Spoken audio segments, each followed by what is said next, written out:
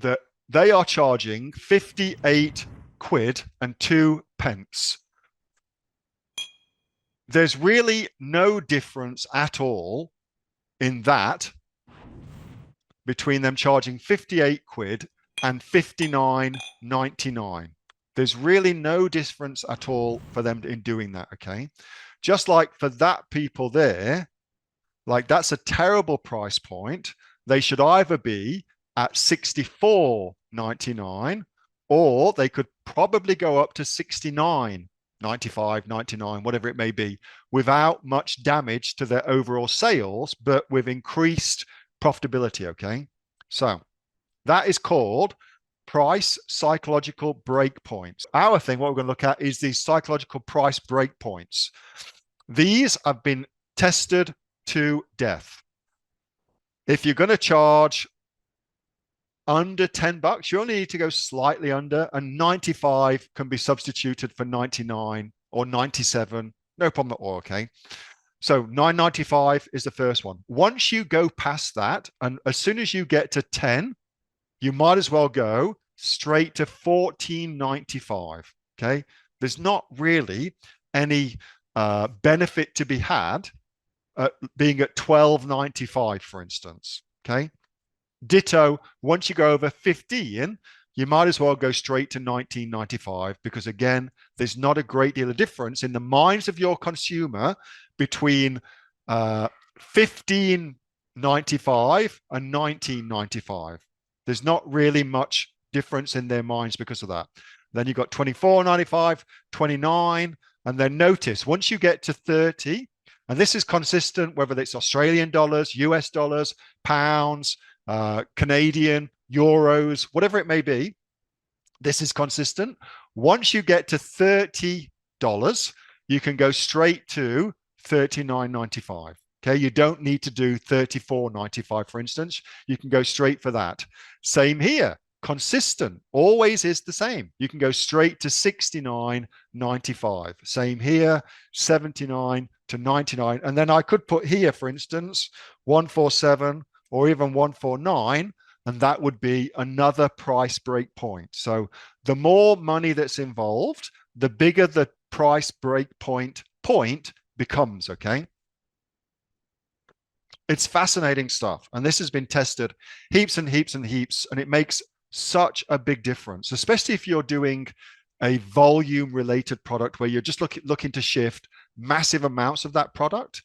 It makes a massive difference if you can reduce your prices or increase your profit, should I say, by bumping up your prices to the next point. The profitability you make means that you can slightly increase, for instance, your Amazon PPC, your pay-per-click. You can increase the amount you'll bid for a click, meaning that your advert gets shown more consistently than somebody else's. If you do that, then your advert's there more, which means you'll probably get clicked on more, which means you'll probably get purchased more. And it becomes this self-fulfilling prophecy whereby your listing just rises to the top. These things are super, super important. And not just on Amazon as a marketplace, but on all marketplaces where you get to compare things. They're massively important. These are not as important on your own website because then your prices see in a vacuum, you know, we're myopic about price. Like we don't get to see any other prices. You can control the price a lot more, which is a very good reason for having your own website. But on a marketplace, it really, really matters, okay? A little bonus for this. So I often get asked about how much you should give when it comes to actually doing discounts and things like that.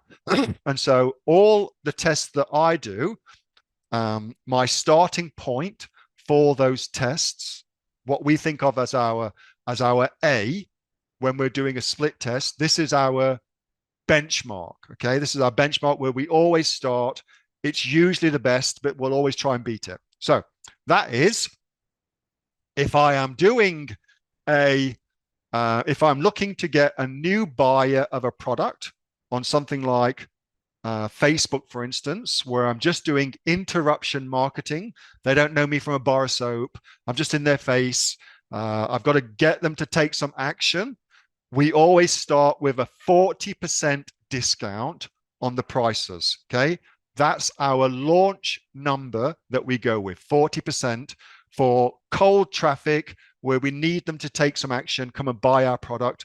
40% seems to work really, really well as a way of actually getting them over the inertia of trying something, okay?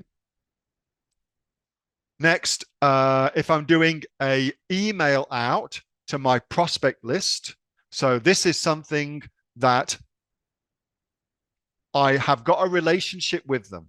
So they already know me, but maybe they haven't purchased yet or something like that, but they already know me enough to have joined my email list. If I'm doing an email blast out, it's 20%. And that's our starting point for split testing. Again, it's a benchmark. We always start at 20%. And then we'll also test 25 and we'll test 15, okay? Notice when it's money off things, we work in whole numbers. We're not at 14.99%. You work in whole numbers because it sounds bigger, okay? Anyway, and then if I'm doing one last one, this is a new thing I want to share. So if I'm doing, for instance, something like this, so a sponsored product placement campaign over on the right-hand side, if I'm doing that, well, they've got a 15% discount, and that's very, very good. Ours, we always start at 10% on specifically on product placements, okay? So if you don't know what the fuck I'm talking about, on Amazon, you can run something called placement campaigns, meaning I can target this product exactly, which is super, super good. There's a whole host of cool shit you can do with that. But if I'm doing that, then 10% is where we always start. These have gone for 15%. Again, that looks really, really good. But I always start with 10% and see what sort of response I can get from that. Okay, that was a video from my regular Monday night Q&A session with the members of the Aussie Online Entrepreneurs. We are a community of over 2,500 people and growing. We're the fastest growing community of e-commerce entrepreneurs right now, with sales, by the way, of over $50 million. If you would like to find out more about what we do and also come and join us, get yourself off to www.aussieonlineentrepreneurs.com.au. The link for that is in the description, and I will see you on the next video. Until then, bye for now.